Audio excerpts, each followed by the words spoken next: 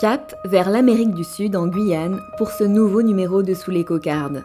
Située à 7000 km de la métropole, la Guyane est à la fois le plus grand département de France et le seul territoire français d'Amérique du Sud.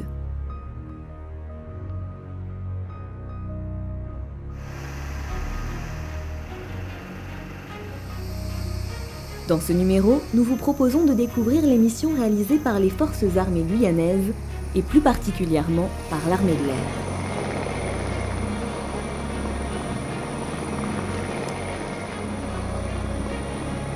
Engagée en profondeur dans la forêt guyanaise pour l'opération Harpie, sur mer dans la lutte contre la pêche illégale ou en appui logistique dans la mer des Caraïbes, les aviateurs et leurs machines sont soumis à un rythme opérationnel intense dans des conditions climatiques souvent éprouvantes. L'armée de l'air a une autre mission primordiale, assurer la protection du site de Kourou, notamment lors du tir de la fusée Ariane.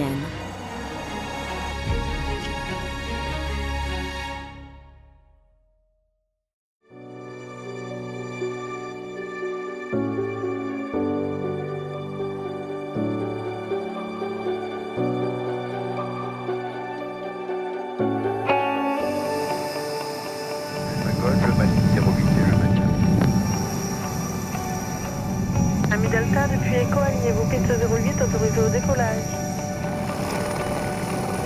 Le vent 110 degrés 11 heures, rappelez à la Madeleine.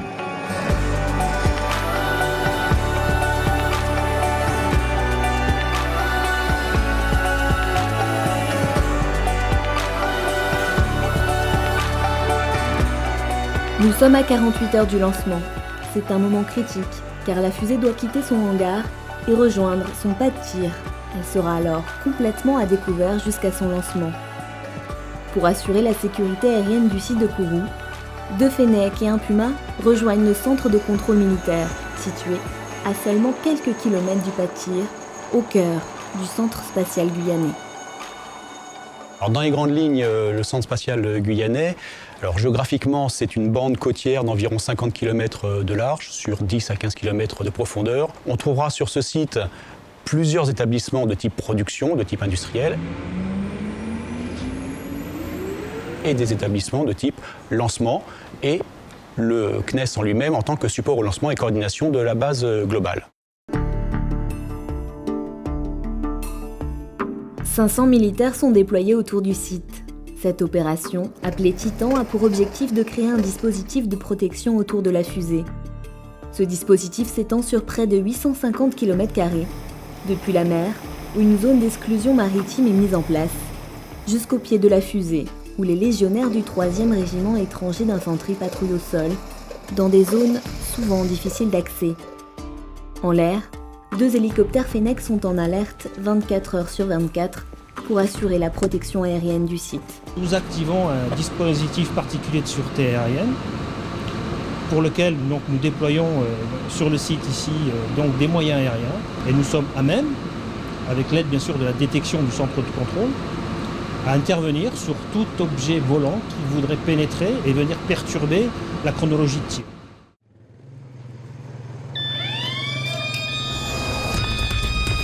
Correction, je confirme 2 personnes, 1% en arrière. Reçu, 2 personnes devant, 2 personnes derrière.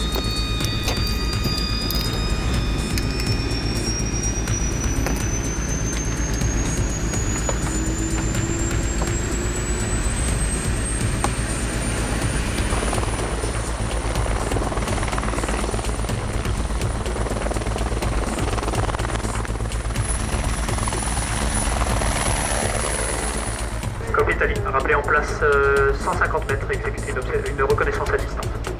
Rappelez en place reconnaissance à distance, sécurité 150 mètres. Il s'agit d'un hélicoptère type Fennec, biturbine de couleur grise. Appareil au cap 150 à 1000 pieds. Vous venez d'être intercepté par un hélicoptère de l'armée de l'air en mission de police spéciale. Pour identification, annoncez votre indicatif international, votre provenance et votre destination. Dans un premier temps, on va essayer d'entrer en contact avec cet aéronef pour lui signifier dans un premier temps que c'est une zone interdite. Oui, bonjour monsieur, c'est vous qui êtes à côté de moi? Oui, je suis l'appareil hélicoptère de l'armée de l'air. Vous venez d'être intercepté. Vous survolez actuellement une zone interdite. Si l'aéronef est coopératif, donc on pourra donc le remettre sur sa route ou le faire atterrir si besoin. Pour identification, annoncez votre indicatif international, votre provenance et votre destination. Je suis le Golf Romeo Alpha Victor Uniforme. Et sur ordre, on pourra être amené à effectuer des tirs de sommation et des tirs de destruction avec nos tirs d'élite qui sont équipés de calibre 12 ainsi que d'armes de précision. Si vous ne vous conformez pas à mes ordres, je serai obligé d'effectuer un tir de semonce. J'ai bien compris, monsieur, mais moi je peux pas. Il faut que je fasse de la ligne droite. J'ai pas de pétrole. Vous ne vous conformez pas à mes ordres. Je suis autorisé à effectuer un tir de semonce. Ce n'est pas me tirer dessus non plus, là, c'est n'importe quoi. Pareil, Octampère, il commence à virer par la droite vers le cap 180. Exécuter un arraisonnement sur le terrain du CCM, Pigeon 150 synodique. Pour appliquer ces mesures de dernier recours, les équipages de l'armée de l'air s'entraînent sans relâche, notamment avec les opérateurs de défense solaire. Postés sur des miradors surélevés et armés de trépieds Mistral, ces opérateurs quadrillent le centre spatial et participent à sa défense aérienne aux côtés des Fennecs. Dans ce coin-là, peut-être pour le premier stick, oui, on peut récupérer le deuxième, aller au camp forgé, à Kourou, faire la dépose. l'armée de l'air dispose d'un autre mode d'action, avec l'aérotransport de commando.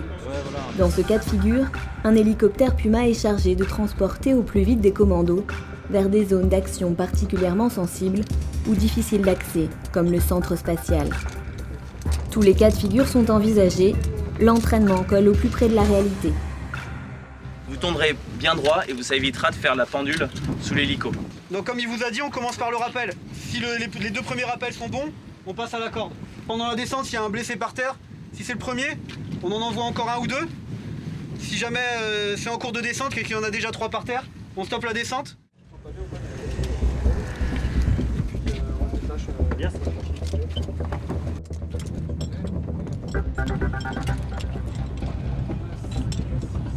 On arrive sur la zone de travail dans 2 minutes maintenant. Le premier binôme, le premier en descente, pardon, passer la mi-hauteur, verticale en descente, au sol, 5e sur la corde verticale en descente, au sol, 6e sur la corde verticale en descente, au sol, 7e et dernier vertical en descente. On fait un tour, au sol pour le dernier et je remonte la corde. On va faire un décollage. Ouais, tout est bon. Demain, on décolle dans l'axe. On est par un décollage? Par un décollage, derrière. Décollage, 14, 14, 5, 14, 8. 2 fois. Ok.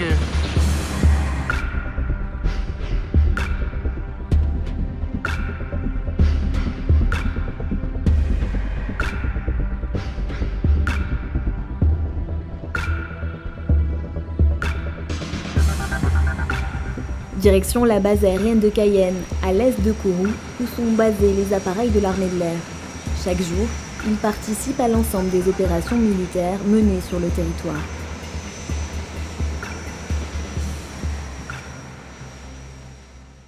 La troisième dimension est fondamentale ici en Guyane. Le territoire est extrêmement vaste, avec très peu d'infrastructures routières. Lorsqu'on veut se rendre dans l'intérieur du territoire, c'est, pour vous donner un ordre de grandeur, plusieurs jours de pirogue qui sont nécessaires.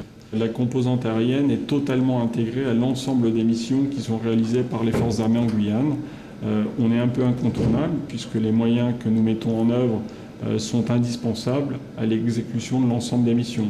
Le lien entre ces 3 composantes est souvent le lien venant du fait aérien. C'est celui qui va permettre de projeter souvent les forces dans la profondeur du théâtre, de leur assurer la logistique, de leur assurer le secours dont ils ont besoin. Pour intervenir au plus profond de la forêt, nous utilisons nos hélicoptères Puma qui viennent récupérer les personnels sur les aérodromes où ils ont été déposés par CASA et qui vont les emmener au plus près de l'action, en plein cœur de la forêt guyanaise. Malgré ses dimensions modestes, la base aérienne guyanaise a un rythme opérationnel particulièrement soutenu. On a un rythme qui se rapproche pratiquement d'un rythme d'opération extérieure, à ceci près qu'on est stationné et on opère depuis notre base mère. Les gens qui viennent en Guyane en général et à l'ET68 en particulier savent avant même de venir qu'ils vont être soumis à un rythme effectivement très dense. Alors c'est éprouvant, mais c'est gratifiant et c'est également très intéressant et très enrichissant parce qu'on est au quotidien et en permanence dans les opérations aériennes. On fait des missions de lutte contre l'orpaillage, on participe à la protection du centre spatial, on réalise des évacuations sanitaires et donc du coup le personnel est extrêmement motivé par l'ensemble de ces missions. On a un ratio heures de vol opérationnel, heures de vol technique qui est vraiment très parlant puisqu'on réalise à peu près 80% de nos heures de vol en mission opérationnelle et 20% en mission consacrée à la mise en condition et à l'entraînement. Pour assurer le volume d'activité demandé, les mécaniciens sont fortement sollicités. Ils assurent la maintenance d'une flotte mixte d'appareils composée de 3 CASA, 5 Puma et 4 Fennec. Des appareils soumis à rude épreuve. L'humidité ambiante et la température favorisent énormément la corrosion des pièces mécaniques et le vieillissement accéléré des pales. Donc c'est vrai qu'en charge de travail, ici les machines me souffrent beaucoup plus qu'en métropole. On voit les machines vieillir un peu plus vite, alors ça nous demande un peu plus d'efforts pour les maintenir dans un état relativement correct.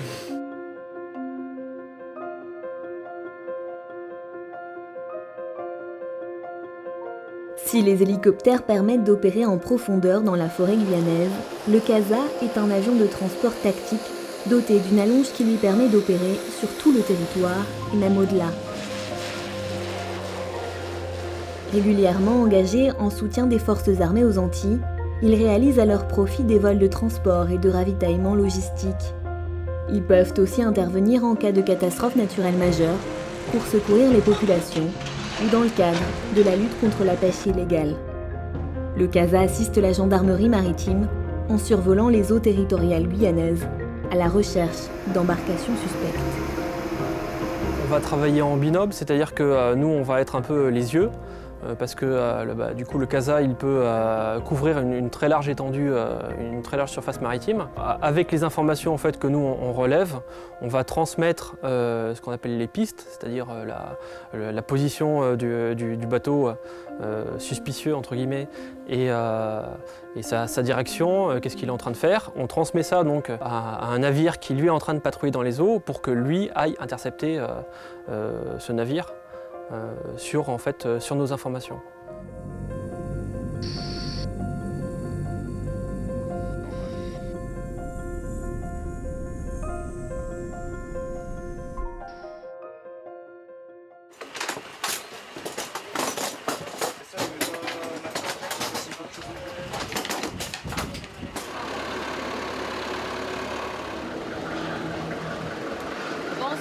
Encore.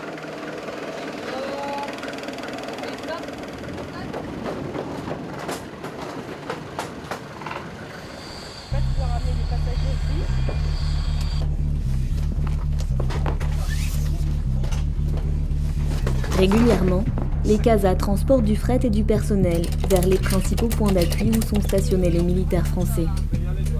En 2015, les appareils de l'armée de l'air ont ainsi transporté plus de 1000 tonnes de fret et près de 12 000 passagers.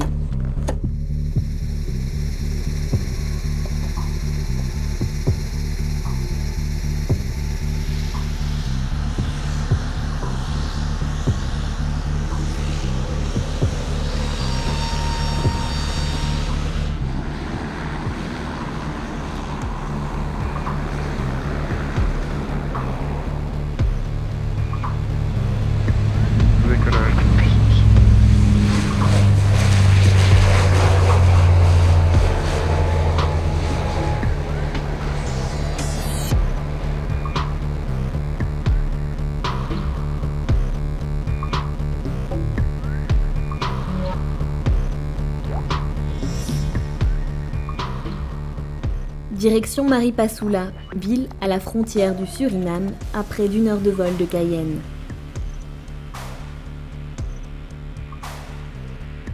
Au quotidien, les pilotes réalisent des prouesses pour se poser puis redécoller. Le terrain de Maripasoula est 2 fois moins long et 3 fois moins large qu'une piste standard et ne dispose d'aucun moyen d'aide à l'atterrissage. Le pilotage doit être fin et précis.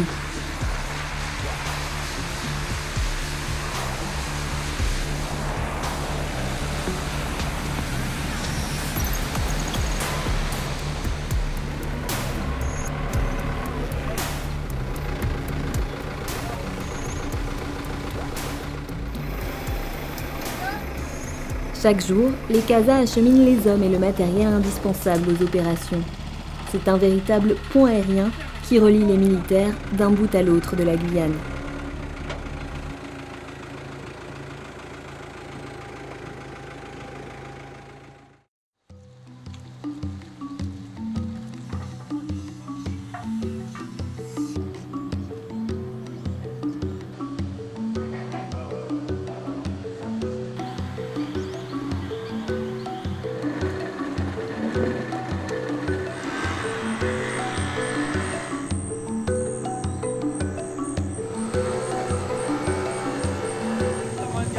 Au cœur du territoire guyanais, les forces armées sont engagées dans l'opération Harpie. Leur rôle consiste à prêter main forte à la gendarmerie dans la lutte contre l'orpaillage illégal. Militaires et gendarmes français quadrillent le bassin de Limini. Ensemble, ils contrôlent les cargaisons transportées par pirogue.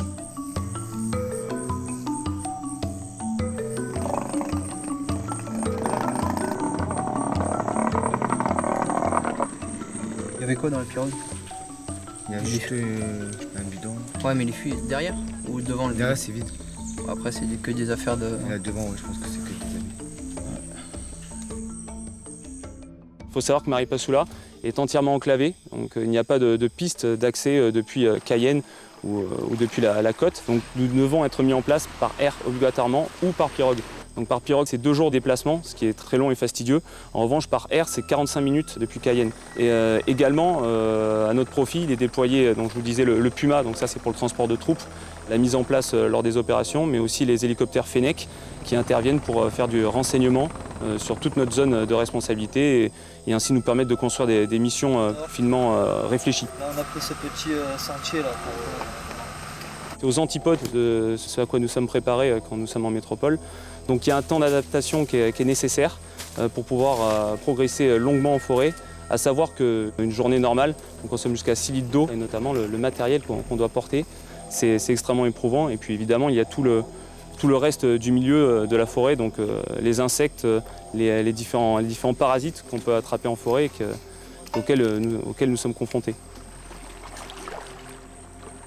Ce que nous recherchons sont les moyens de production, c'est-à-dire tout le matériel lourd qui va permettre à extraire l'or du sol et qui détruit la forêt, et également tout ce qui peut rapporter tous les substrats, tout le revenu que peuvent en tirer les orpailleurs. Ça également, nous le recherchons. Nous cherchons en fait plus précisément à atteindre les orpailleurs au portefeuille. Depuis son lancement en 2008, l'opération Harpie a enregistré d'excellents résultats. Les sites d'orpaillage illégal sont en net recul.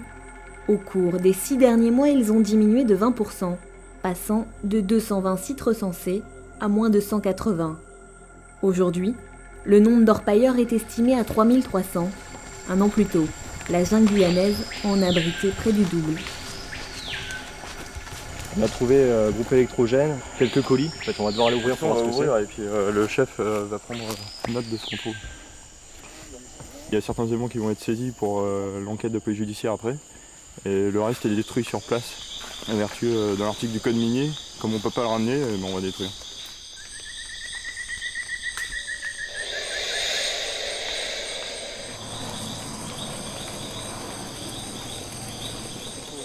C'est une pompe à huile. Toute neuve. Et par contre, la pompe à huile, on va la mettre avec le thermos. Avec le groupe? Ouais, c'est une cavale, c'est métal. On met là aussi. Vous voulez ramener? Le matériel saisi en forêt est rapatrié vers Cayenne par voie aérienne. Il permettra aux autorités judiciaires de poursuivre les orpailleurs illégaux et de les condamner à de lourdes peines.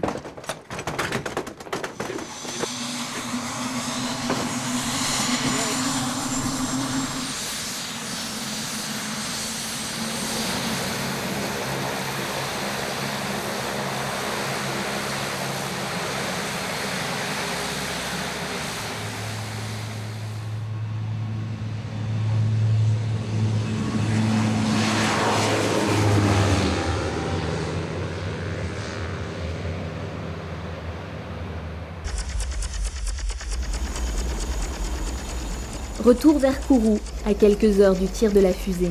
La sécurité est maximale aux abords du centre spatial guyanais. Radio sur 140 décimales, le 100 en considérant cette fréquence comme fréquence de garde. Le centre de contrôle militaire situé au plus près du Patir observe en permanence la situation aérienne autour du site et déclenche, si nécessaire, les moyens appropriés. Nos moyens aériens sont quand même activés 20 minutes avant le tir, là où nous mettons en l'air nos moyens, pour deux raisons. D'un point de vue sécurité, s'il y avait un problème au niveau du tir, préférable que les aéronefs soient déjà en l'air et un petit peu éloignés du pas de tir. La deuxième, c'est qu'une fois que les hélicoptères sont en l'air, ils ont une meilleure réactivité pour pouvoir prendre en compte une menace imminente, et c'est essentiellement une menace contestataire. Pas question aujourd'hui, on ne peut jamais dire jamais, une menace terroriste ici n'a encore pas d'actualité, néanmoins, nous sommes vigilants et prêts à répondre. Les contrôleurs ont devant eux des scopes de radar qui leur permet d'identifier des objectifs, de les classifier. Au travers de ces écrans, on peut avoir différentes informations, la position, la distance par rapport à la fusée, qui va nous permettre d'adapter notre réponse en fonction du temps de réaction qu'on va avoir compte tenu de la distance. On est deux contrôleurs de défense aérienne, ce qui permet de faire décoller en simultané deux hélicoptères armés. On a deux opérateurs de surveillance aérienne qui font vraiment la surveillance autour du centre spatial et dans la zone interdite et la zone tampon en période de DPSA. Ensuite, on a la haute autorité de défense aérienne qui est présente, qui donne les ordres des mesures actives de sûreté aérienne quand on doit aller intercepter un appareil. La dernière présentation qu'ils font, c'est ça finit. Voici, vous me rappellerez toutes les 15 minutes.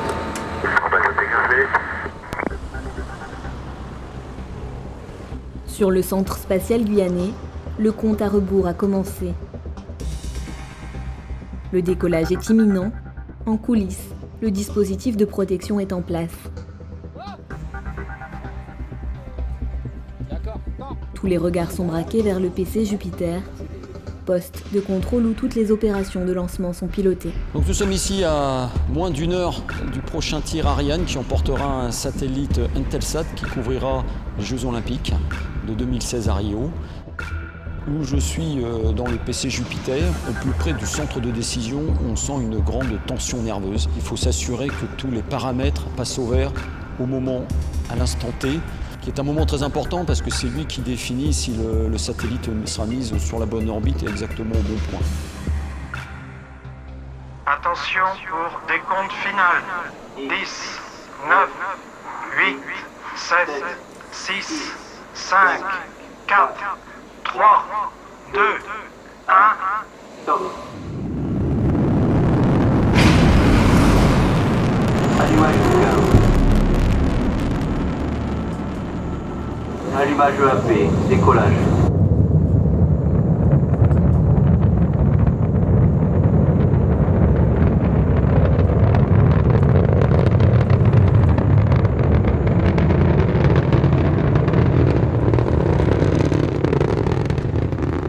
Pour la 228e fois de son histoire, la fusée Ariane décolle avec succès, emportant avec elle sa précieuse cargaison. Dans l'ombre, les aviateurs ont protégé le dispositif, une mission dont ils s'acquittent depuis près de 40 ans. Même à plusieurs milliers de kilomètres de la métropole, l'armée de l'air veille sur le ciel français, en permanence et en toutes circonstances.